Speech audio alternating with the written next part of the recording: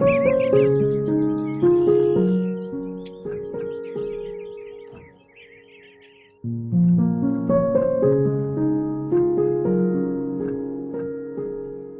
everyone, and welcome to May. It's a beautiful day, one of many that I've lived this spring. The wheel of the year has finally turned towards brighter days, and the familiar hedgerows are bursting with life. I filmed this scene in late April when the alder trees were beginning to flourish, and it was this tree that I sought out specifically for its tender green leaves, which I'll be preparing into a wine later in this video. In the meantime, I thought it was important to touch base from my last video. I spoke about feelings of anger that almost felt like a betrayal from my brand. Isn't that kind of silly? How we hold ourselves to such high standards instead of just allowing ourselves to feel. So, as I was editing this video, I felt inspired to share ways in which I'm processing and finding balance with these more negative and intense feelings, instead of just sweeping them under the rug. This will be simple advice, not sage wisdom, but in any case, I hope you can take something away from my small list. We're all only human after all, and sometimes it really is the simple things that help us heal.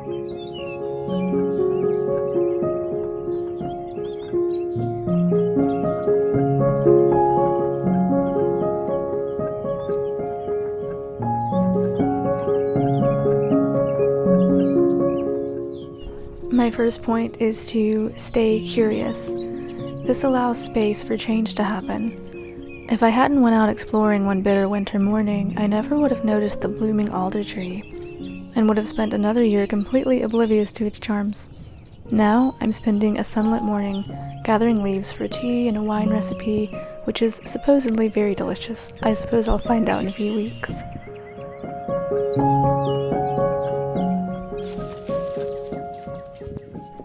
We may dwell on the past often because this is comfortable, even if the memories are not.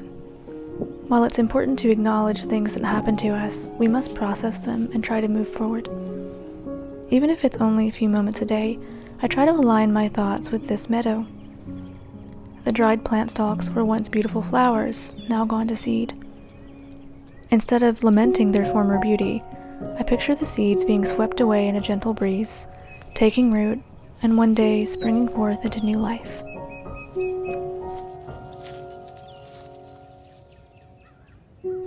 It's very easy to get caught up in the destination we're headed to. I spotted a beautiful tree away in the meadow, but I made sure to first notice what was growing underfoot. Tiny miracles all around. When I feel overwhelmed about a big goal, I remind myself to pay attention to the small details along the way. I love the quote, "Life is what happens when you're busy making other plans." Today, I choose to celebrate the in-between moments that really add depth and character to my life.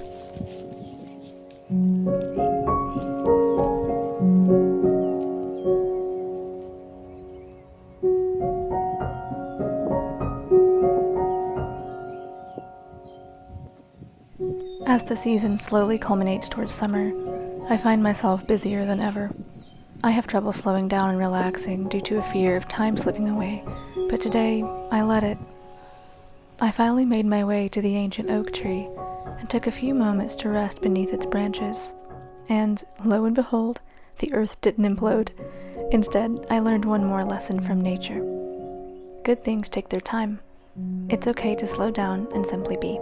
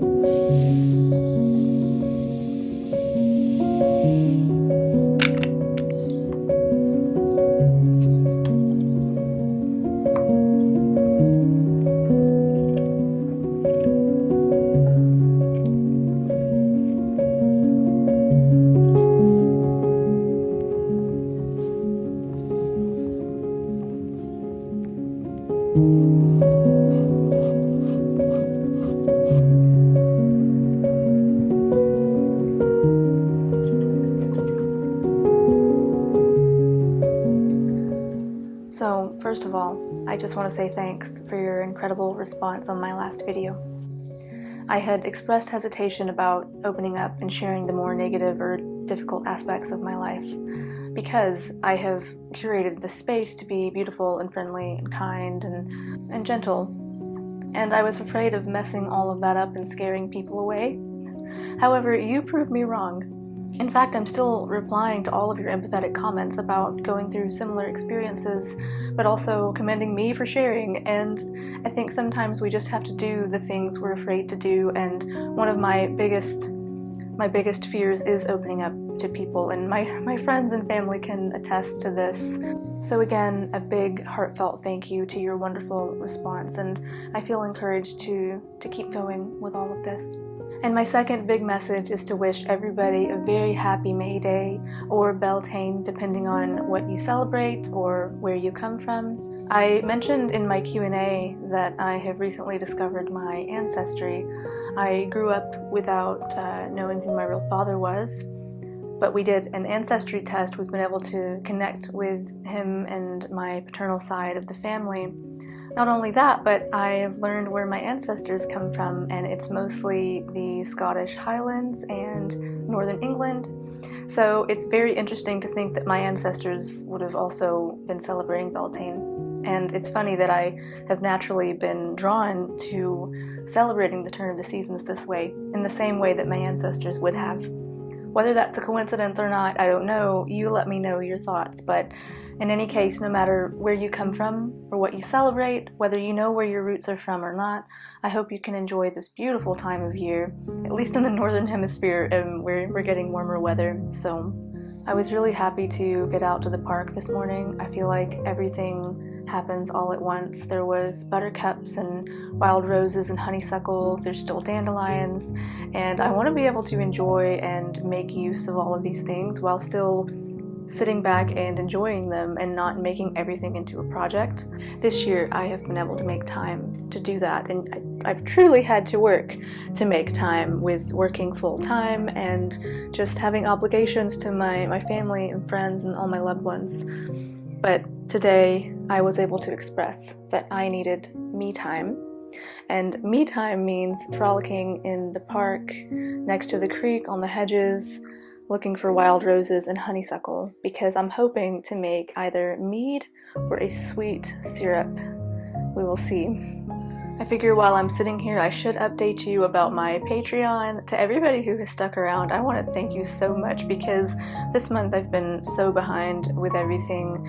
I'm trying to get my herb profile and my book recommendation out before April ends, but unfortunately Patreon just had to take the back burner this month, and it's just like that sometimes. I'm hoping to strike a balance between filming, work, Patreon, and just also taking care of my health and my family, and just taking time to breathe every now and then.